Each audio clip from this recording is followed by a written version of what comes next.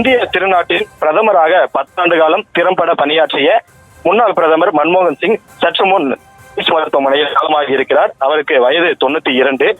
பொருளாதார நிபுணராகவும் முன்னாள் பிரதமராகவும் இந்திய திருநாட்டிற்கு திறம்பட செயலாற்றிய அவர் உடல்நலக் குறைவு காரணமாக டெல்லியில் உள்ள எய்ம்ஸ் மருத்துவமனையில் அனுமதிக்கப்பட்டு தற்பொழுது அவர் உடல்நிலை கோளாறு காரணமாக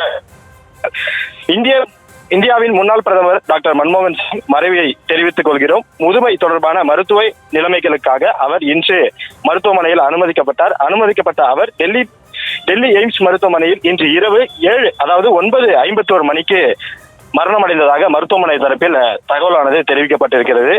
1932 வருடம் செப்டம்பர் 26ஆம் தேதி பஞ்சாப் மாநிலத்தில் பிறந்த முன்னாள் பிரதமர் மன்மோகன் சிங் அவருக்கு வயது 92.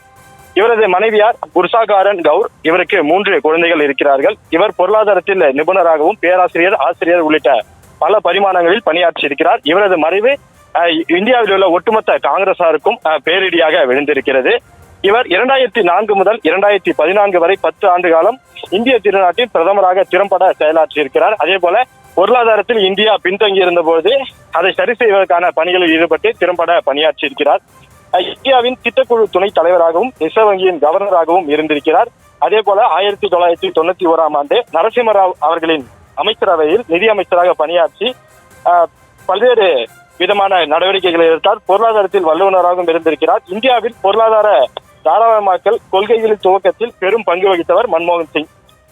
அதே போல மன்மோகன் சிங் நிதியமைச்சர் ஆகும்போது பொருளாதாரத்தில் மிகவும் பின்தங்கிய நிலையில் இந்தியா இருந்தது. இவரின் கொள்கைகளால் முன்னேற துவங்கியதாக அரசியல் வல்லுநர்களால் கருதப்படுகிறது. அதே போல இவரது மறைவிற்கு வயநாடு காங்கிரஸ் எம்பி காந்தி, காங்கிரஸ் கட்சியின் தலைவர் மல்லிகார்ஜுன கார்கே, இந்திய நாட்டின் பிரதமர் நரேந்திர மோடி உள்ளிட்டோர் இரங்கல் தெரிவித்திருக்கிறார்கள். நரேந்திர மோடி அவர்கள் தெரிவித்துள்ள இரங்கல் பதிவில் இந்தியா தனது தலைசிறந்த தலைவர்களுள் ஒருவரான டாக்டர் மன்மோகன் சிங்கை இழப்பிற்காக துக்கமானது அனுசரிக்கப்படுகிறது. தாழ்மையான தோற்றத்தில் இருந்து உயர்ந்த மதிப்பிற்குரிய பொருளாதார நிபுணராக உயர்ந்திருக்கிறார். அவர் நிதி அமைச்சர் உட்பட பல்வேறு அரசாங்க பதவிகளிலும் பணியாற்றினார். பல ஆண்டுகளாக நமது பொருளாதார கொள்கைகளில் வலுவான முத்திரையை பதித்தார். பாராளுமன்றத்தில் அவர் செய்த தலையீடுகளும் புத்திசாலித்தனமாக இருந்தது. நமது பிரதமராக மக்களின் வாழ்க்கையை மேம்படுத்த விரிவான முயற்சிகளை அவர் மேற்கொண்டிருக்கிறார். 1957ஆம் ஆண்டு கேம்பிரிட்ஜ் பல்கலைக்கழகத்தில் முதுகலை பட்டம் பெற்ற இவர் 1962ஆம் ஆண்டு ஆக்ஸ்போர்ட் கல்லூரியில் பொருளாதாரத்தில் சிவில் முடித்தார். அவரது ஆய்வுக் கட்டுரைகள் இந்தியாவின் ஏற்றுமதி செயல்திறன் 1951ஆம் ஆண்டு முதல் 1960ஆம் ஆண்டு வரை ஏற்றுமதி வாய்ப்புகள் மற்றும் கொள்கை விளைவுகள் பெரிதும் பாராட்டப்பட்டிருக்கின்றன. இவர் இந்தியாவினுடைய ரிசர்வ் வங்கி ஆளுநராக, துணை ஆளுநராக இருந்திருக்கிறார். திட்டக்குழுவின் துணைத் தலைவர். அதே போல பல்வேறு அமைச்சர் ராஜீவ்காந்தி, நரசிம்மராவ் உள்ளிட்டோரின் அமைச்சரவையிலும் இவர் திறம்பட பணியாற்றியிருக்கிறார். இவர் செய்த அந்த சீர்திருத்தம் என்பது இந்தியாவின் பொருளாதாரத்தை மேலும் உயர்த்துவதற்கு பல்வேறு பரிமாணங்களில் நமக்கு வித்திட்டது. ஐக்கிய முற்போக்கு கூட்டணியில் 2009 மீண்டும் வெற்றி பெற்று 2வது முறையாக பிரதமரான மன்மோகன் சிங் மகாத்மா காந்தி தேசிய ஊரக வேலைவாய்ப்பு திட்டம், இந்திய அமெரிக்க அணுசக்தி ஒப்பந்தம் இந்தியாவின் குடிமக்கள் அணுசக்தி வளர்ச்சிக்கு வழிவகுத்தது.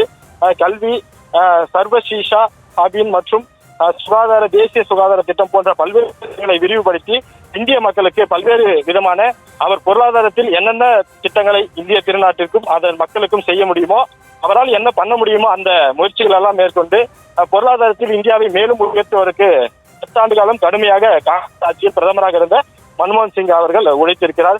1991ஆம் ஆண்டு முதல் மாநிலங்களவை உறுப்பினராகவும் அசாம் மற்றும் பின்னர் ராஜஸ்தானை பிரதிநிதித்துவம் படுத்தி அவர் எம்பியாகவும் இருந்திருக்கிறார்.